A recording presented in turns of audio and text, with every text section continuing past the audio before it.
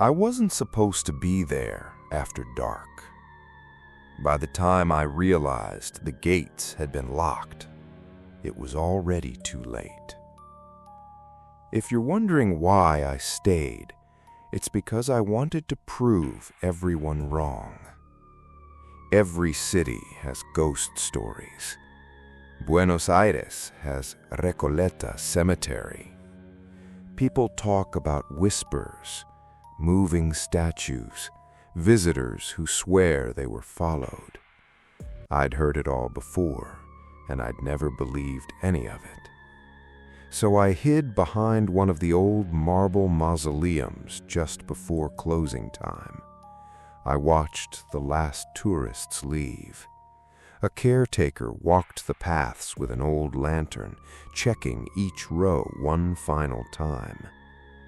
Just before he reached the exit, he stopped. Without turning around, he spoke.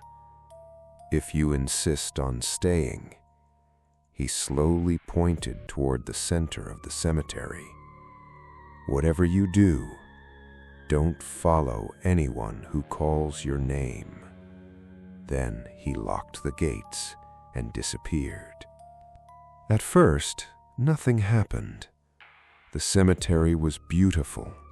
Moonlight reflected off the white marble. Everything was silent, almost peaceful. I even laughed to myself. Is this what everyone's afraid of? Then my phone vibrated. No signal, no internet, just one notification. New photo saved. I frowned. I hadn't taken a picture in almost 20 minutes. I opened the gallery. There was only one new image. It showed the exact path I was standing on. The strange part, the photograph had been taken from behind me. I slowly looked over my shoulder. Nobody. I zoomed into the photo. Far down the path, between two mausoleums, stood a woman in white. I looked up. The path was empty. When I looked back at the phone, the woman was gone from the picture too. I decided it was time to leave. Except I couldn't find the main gate.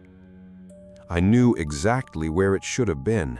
I'd walked this cemetery earlier that afternoon. Now every path led somewhere different.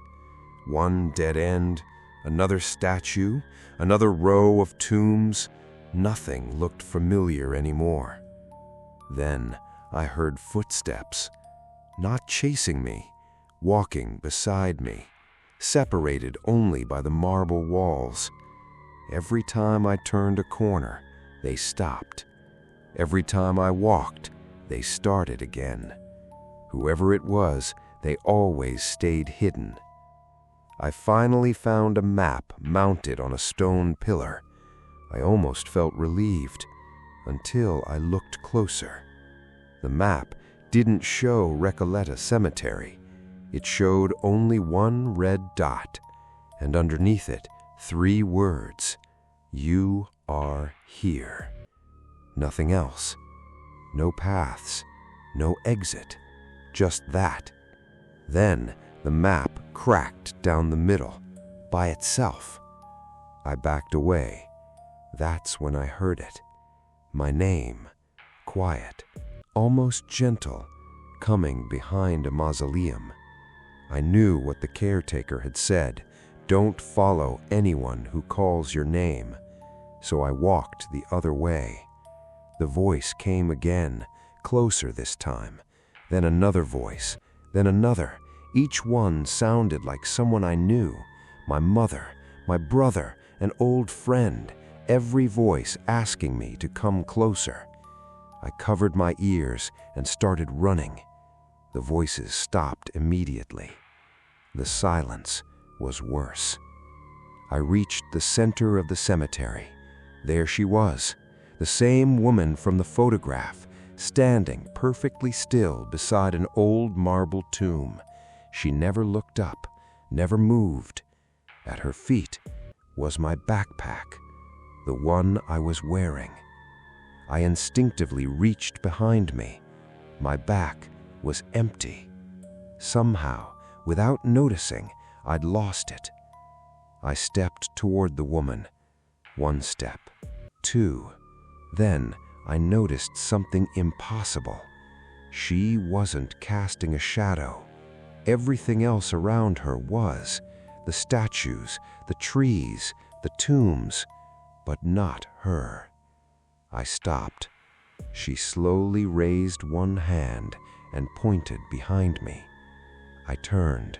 The exit gate was there, wide open. When I looked back, she was gone. Only my backpack remained. I grabbed it and ran. I didn't stop until I was outside the cemetery. The gate slammed shut behind me. The caretaker was waiting near the entrance. He looked at me for a long moment before asking, "You didn't answer when they called your name." I shook my head. He smiled. "Good. They don't usually let people leave after that." I flew home the next day. I tried convincing myself I'd imagined everything until a week later. I opened my phone gallery. There was one photograph I had never seen before. It showed me standing in the middle of Recoleta Cemetery, looking directly at the camera, smiling. I don't remember smiling. The worst part wasn't me. It was the dozens of people standing silently behind me. Every single one of them was looking straight into the camera.